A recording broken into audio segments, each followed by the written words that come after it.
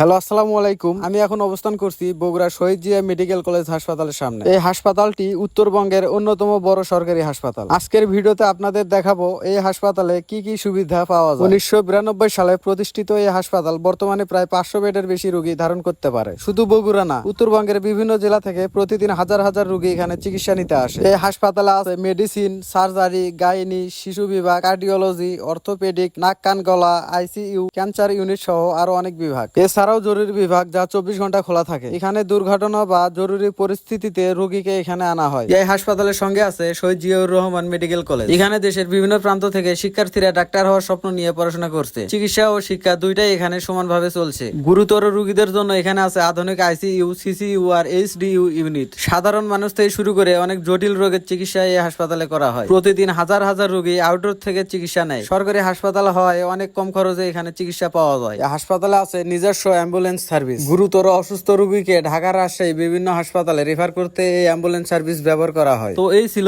শহীদ Zia medical college হাসপাতালের সংক্ষিপ্ত blog. আশা করি ভিডিওটা দেখে আপনারা ধারণা পেয়েছেন এখানে কি কি সুবিধা পাওয়া যায়। ভিডিওটা ভালো লাগলে অবশ্যই লাইক, কমেন্ট, শেয়ার করবেন। আর নতুন ভিডিও পাওয়ার জন্য অবশ্যই আমার ফেসবুক পেজটি ফলো করে রাখবেন।